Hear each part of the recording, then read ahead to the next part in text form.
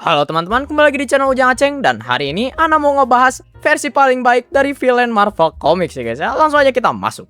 Superior Spider-Man. Villain kita kali ini sebenarnya yang di dalam tubuh Spider-Man bukan Peternya, alias Dr. Octopus. Awalnya dari rencana terakhir Otto, waktu tubuhnya udah sekarat. Beliau nukar pikirannya sama Peter Parker lewat Octobot, jadi Peter kejebak di badan Dr. Octopus yang tinggal nunggu waktu. Sementara Otto dapat badan Spider-Man yang ada di masa-masa prime-nya. Tapi Peter nggak nyerah gitu aja. Sebelum turun, beliau maksa Otto ngerasain seluruh ingatannya sekaligus, termasuk akhir hidup Paman Ben sama Gwen Stacy. Dan efeknya bukan yang di-expect Otto.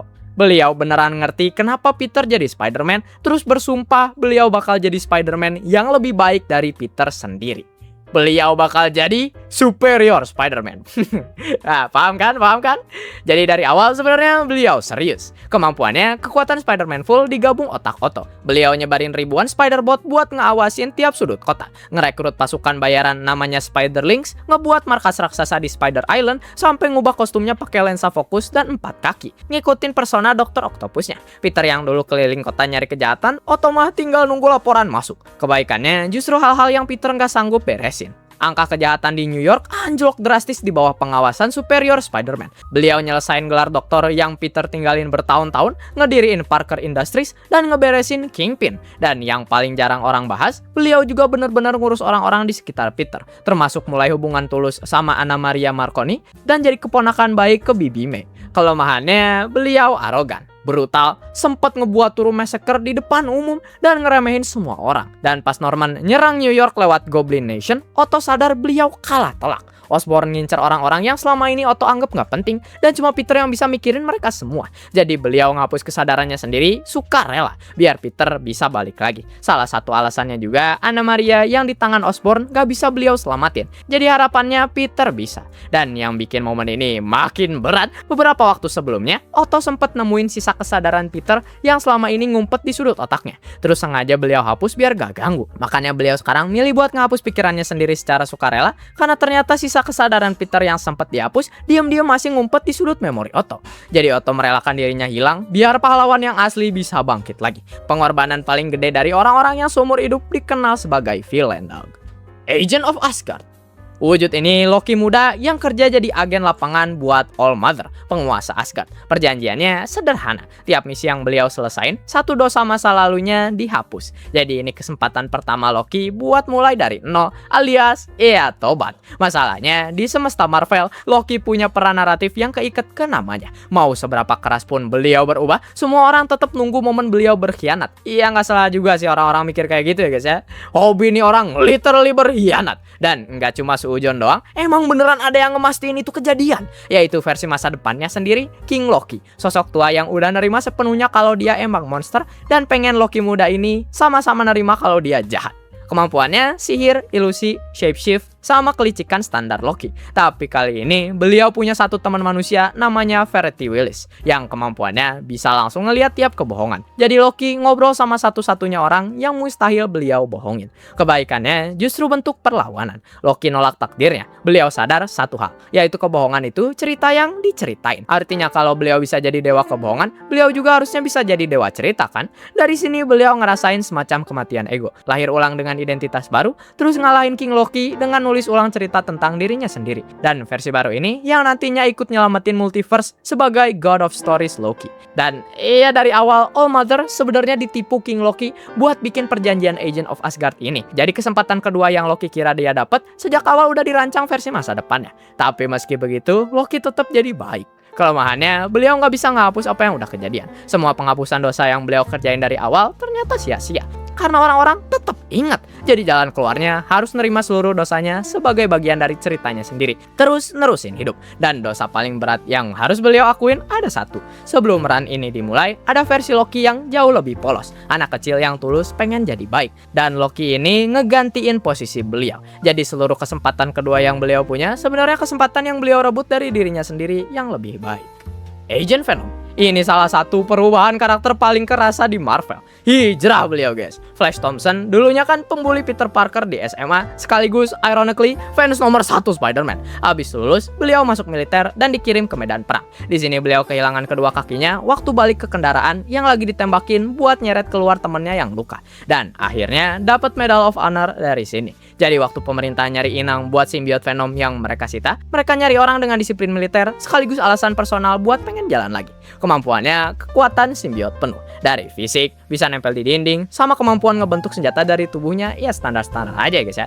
Dan yang paling penting buat Flash sendiri, simbiotnya ngebentuk kakinya. Jadi beliau bisa jalan lagi selama nugas. Tapi ada aturan ketat. Tiap misi dibatasi waktu, karena kalau kelewatan, simbiotnya nyatu permanen sama inangnya. Kebaikannya lumayan. Flash jadi satu-satunya orang yang berhasil ngendalin Venom pakai disiplin, bukan pakai kekuatan.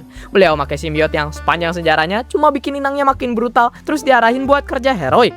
Beliau sempat gabung Secret Avengers sama Guardian of the Galaxy, dan kesananya naik jadi Agent of the Cosmos. Dan yang paling gacor, beliau sampai baikan sama Peter Parker, orang yang dulu beliau bully bertahun-tahun. Dan sebenarnya favorit Ana dari run ini, Flash bisa ngubah sifat Venom yang pada dasarnya melekat keras sama kekerasan. Bisa jadi ngikutin moralnya beliau. Jadi selain ngubah diri sendiri, Flash juga ngubah partnernya guys. This why Marvel is the GOAT. Meski gitu, tetap nggak semua sifat mematikan Venomnya hilang. Dan masuk ke kelemahannya, yaitu simbiotnya mancing sifat agresif sekaligus ngasih rasa ketergantungan. Dan Flash sendiri punya sejarah panjang berjuang lepas dari kecanduan yang beliau warisin dari ayahnya. Jadi sepanjang runnya, pertarungan terbesarnya malah ngelawan godaan buat pakai simbiot ini lebih lama dari yang seharusnya. Flash juga ntar naik lagi jadi anti Venom, versi putih yang kemampuannya nyembuhin dan ngebersihin racun dari tubuh orang lain. Dan ini mungkin bentuk paling murni dari perjalanan karakternya. Simbiot yang lahir dari kebencian di tangan Flash malah berubah jadi alat penyembuh. Age of Apocalypse Magneto, salah satu villain favorit kita di Marvel. Yap, bener, kita. Titik awalnya salah satu kecelakaan paling fatal di sejarah Marvel. Legion, anak Profesor X, balik ke masa lalu dengan keyakinan kalau ayahnya bisa ngewujudin perdamaian antara mutant sama manusia asalkan Magneto nggak pernah ada. Jadi beliau nyerang Magneto muda, tapi Xavier ngelempar dirinya sendiri buat ngelindungin sahabatnya dan turu di tangan anaknya sendiri. Hasilnya, dunia kehilangan Xavier 20 tahun sebelum runnya komik ini dimulai. Dan Apocalypse naik tanpa perlawanan. Yang tersisa cuma satu orang yang nyaksiin pengorbanan ini langsung. Dan di hari ini juga, Eric Landshear milih nerusin mimpi yang seumur hidup beliau tolak. Di universe ini, beliau nggak pernah ngebuat Brotherhood. Beliau ngebuat X-Men. Markasnya di Gunung Wundagore, dan rekrutan pertamanya anak-anaknya sendiri, Quicksilver sama Scarlet Witch. Entarnya beliau nikah sama Rogue dan punya anak yang beliau namain Charles, ngikutin nama sahabat. Bentar guys, bentar. Izinkan Ana yeping. Please writer Marvel, kenapa harus Rogue sih? Situ ada hubungan sehat Rogue sama Gambit, tapi kudu harus ada plot yang misahin couple yang udah beneran bagus cok. Terus disatuin sama yang rada nggak masuk akal. Dan ini nggak kejadian sekali dua kali guys. Rogue sama Magneto kejadian lagi di kartun X-Men seriesnya. Kayak dog Marvel please lock in, biarin hubungan antara X-Men sehat-sehat aja napa. Dikit-dikit Jean selingkuh, dikit-dikit Rogue pindah, dikit-dikit sana, dikit-dikit sini, man, fuck this shit bro. kita lanjut dulu guys ya. Kemampuannya tetap magnetisme skala planet, cuma sekarang dipakai buat ngedefend, bukan buat nyerang. Kebaikannya 20 tahun mimpin perlawanan buat nyelamatin manusia dari amarah Apocalypse. Bayangin cok, orang yang di mainline universe pengen mutant berkuasa di atas manusia, di sini ngabisin seluruh hidupnya jadi tameng buat manusia itu sendiri. Dan puncaknya waktu Bishop datang dan ngasih tahu kalau semesta ini salah dan udah kagak bisa ditolong, tapi bisa dibenerin dengan cara Xavier harus hidup lagi, yang artinya Rogue nggak akan pernah jadi istrinya dan anaknya nggak akan pernah lahir. Magneto tetap ngirim timnya buat benerin timelinenya. Kelemahannya sih Magneto di sini terlalu keras ke muridnya sendiri, dan sampai akhir beliau nggak pernah berhasil ngerebut perdamaian yang beliau janjiin. Beliau juga hidup lebih lama dari semua anaknya, dan sepanjang 20 tahun ini markasnya di Wundagore berfungsi juga jadi tempat pengungsian buat manusia yang kabur dari pemusnahan Apocalypse. Malah jadi the ultimate protector. So, Infamous Iron Man. Biar paham versi ini, kita harus tahu dulu Doom yang baru aja ngelewatin sesuatu yang gak pernah dia bayangin. Tonton video ini guys. Di Secret Wars, beliau kan beneran jadi God Emperor Doom, megang kuasa penuh atas satu dunia buatan, dan tetep gagal. Abis semuanya balik normal, Reed Richards nyembuhin bekas luka di mukanya, dan buat pertama kali dalam puluhan tahun Victor Von Doom, beliau bisa ngaca tanpa topeng. Habis itu Tony Stark koma di Civil War 2 dan kursi Iron Man kosong. Doom ngambil alih tanpa minta izin siapapun. Kemampuannya jelas teknologi kelas Doom disatuin ilmu sihir tingkat tinggi. Artinya beliau satu-satunya Iron Man yang bisa ngadapin ancaman sihir secara langsung. Dan armornya bisa dipanggil dari jarak jauh. Kebaikannya kelihatan dari satu aturan yang beliau pegang.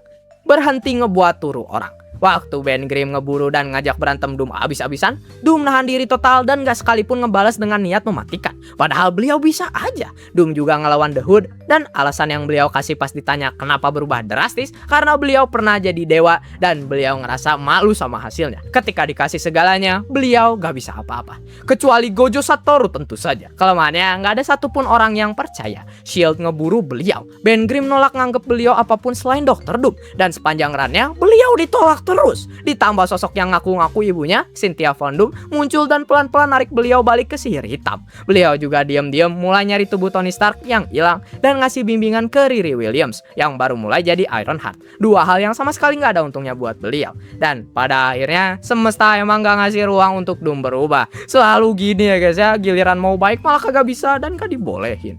Lifebringer Galactus muncul di Ultimates, yaitu tim yang tugasnya nyari masalah skala kosmik terus diselesain sebelum masalahnya jadi bencana. Dan masalah pertama yang mereka pilih, final boss langsung cowok, yaitu rasa laparnya Galactus. Logikanya, selama Galactus masih perlu makan planet, semesta nggak akan pernah aman. Jadi mereka nggak nyoba ngabisin beliau, tapi disembuhin. Caranya sih rada ngawar. Black Panther dan kawan-kawan ngelacak dan ngambil inkubator asli yang dulu ngelahirin Galactus. Terus Ultimates maksa beliau masuk ke dalamnya lagi. Proses yang dulu ngebagalan jadi Galactus diulang, cuma kali ini dipercepat pakai neutronium. Habis meledak, yang keluar dari inkubatornya makhluk jauh beda. Sekarang beliau ngeluarin kehidupan, bukan nyerap. Makanya namanya Lifebringer Galactus. Kebaikannya langsung di skala buadak. Beliau bisa ngebentuk ulang planet utuh lengkap sama seluruh biosfernya dari nol. Dan planet pertama yang beliau hidupin ulang adalah Arkeopia. Planet pertama yang dulu beliau makan waktu baru bangun. Openingnya nih orang ngebenerin kesalahan pertamanya ya guys ya. Habis itu beliau ngangkat Ultimates jadi herald kehidupan, kebalikan dari Silver Surfer.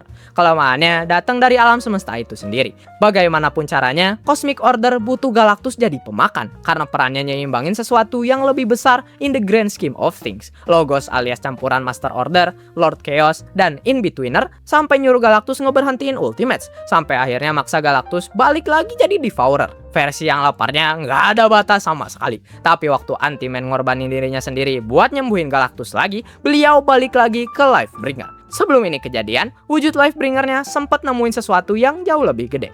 Beliau malah keluar dari jangkauan Logos dan ngeliat langsung kalau Eternity sendiri lagi dirantai sama sesuatu di atasnya dan ngebantu ngebebasin. Beberapa waktu kemudian, lagi-lagi Galactus terpaksa ngebalikin rasa laparnya untuk makan planet Scythe untuk ngilangin ancaman Ultron dari semesta. Silver Surfer balik jadi heraldnya lagi untuk nuntun beliau makan planet dengan korban paling sedikit. Terus-terusan ay, emang gak dibolehin villain Marvel jadi baik cok. Iron Lad, Nathaniel Richards umur 16, murid robotika di sebuah bumi alternatif tahun 3016. Suatu hari, beliau hampir turu gara-gara pembuli dengan nama Morgan dan diselamatin sama sosok yang ternyata dirinya sendiri dari masa depan, Kang the Conqueror. Kang punya rencana. Beliau ngasih Nate muda armor canggih terus ngajak keliling waktu buat nunjukin seluruh kejayaannya sebagai penakluk. Harapannya biar Nate cepet nerima takdirnya. Tapi yang Nate lihat malah gunung mayat. Jadi beliau nyuri armornya, kabur ke abad 21 dan nyari Avengers. Kemampuannya ada di armor neurokinetik berbahan nanometal yang nurut langsung ke pikiran usernya. Bisa berubah bentuk sama penampilan sesuka hati, ngendaliin logam, terbang, sampai ngejelajah waktu. Otak Nate sendiri juga jenius rekayasa. Wajar sih ya guys ya, keturunan Richards. Kebaikannya dimulai dari kegagalan. Beliau nyampe ke bumi dan nemuin Avengers udah bubar. Jadi beliau nyari tubuh Vision yang lagi rusak di gudang Stark, nyambungin armornya, dan ngedownload seluruh protokol Avengers, termasuk daftar rahasia calon anggota generasi berikutnya. Dari daftar ini lahir Young Avengers. Tapi kebaikan terbesarnya muncul waktu timeline mulai runtuh gara-gara beliau lari dari takdirnya. Dan orang-orang mulai hilang satu persatu. Nate milih balik ke masanya sendiri buat jadi Kang. Beliau sadar penuh dia bakal jadi monster dan tetap pergi demi ngehindarin semesta hancur duluan. Cok beneran ay, polanya nggak pernah beda. Kelemahannya justru pilihan yang kelihatan heroik. Beliau sempat ngebuat turu Kang dan tindakan ini malah ngerusak timelinenya lebih parah lagi. Armor yang beliau tinggalin akhirnya berubah jadi Vision baru dengan nama Jonas yang ngebawa ingatan sama pola pikirnya Nate. Dan sebelum masuk portal, beliau sempat pamitan sama Casey Lang, satu-satunya orang yang bikin beliau ragu nerima takdirnya. Thanos the Just. Versi ini muncul di bumi 25271 yang di dalam ceritanya sendiri dipanggil Earth Zeta, dan konsep semestanya kebalik. Di sini Thanos jadi penjaga perdamaian paling dihormatin di seluruh galaksi, sedangkan Carol Danvers alias Captain Marvel, Natasha Romanoff, sama Peter Quill alias Star-Lord malah jadi bajak laut yang kerjaannya ngerampok dan nindas yang lemah. Titan di sini juga masih utuh, peradabannya aman dan makmur, kebalikan dari mainline universe yang planetnya diratain Thanos. Beliau merintah dari singgasana yang namanya The Gauntlet dan punya pasukan sendiri dengan nama Peace Force. Tugasnya ngawasin sekaligus ngelindungin orang-orang tak bersalah di seluruh galaksi. Nebula sama Gamora tetap anak angkatnya, cuma Gamora di sini kabur dan gabung sama perompak ya guys ya. Beliau juga mimpin Court of Galactic Justice, pengadilan yang mutusin nasib penjahat antar galaksi, dan keputusannya diakuin planet-planet. Kebaikannya nyata. Selama beliau berkuasa, galaksi punya satu lembaga yang beneran ngelindungin warga biasa dari perompakan. Dan Titan berdiri sebagai bukti kalau planet ini bisa maju tanpa dihancurin pemimpinnya sendiri. Buat penduduk kecil di universe ini, kehadiran Thanos justru satu-satunya jaminan mereka bisa tidur nyenyak. Gelo, Thanos di sini jadi simbol harapan, cow. Tapi ya, every good comes with the bad. Beliau ngerasa jijik ngurusin orang rendahan, dan waktu 2 tahanan diseret ke pengadilannya, beliau ngomong terang-terangan kalau nyawa 2 orang yang gak bisa ditebus ini gak ada harganya. Begitu Reality Stone jatuh ke tangannya, beliau langsung ngumumin rencananya pakai batu ini buat ngelenyapin semua perompak di galaksi sekaligus. Jadi logikanya sama persis kayak Thanos yang kita kenal. Dan itu dia versi paling baik dari villain Marvel Comics. Favorit kalian yang mana guys? Jangan lupa komen untuk ide konten selanjutnya.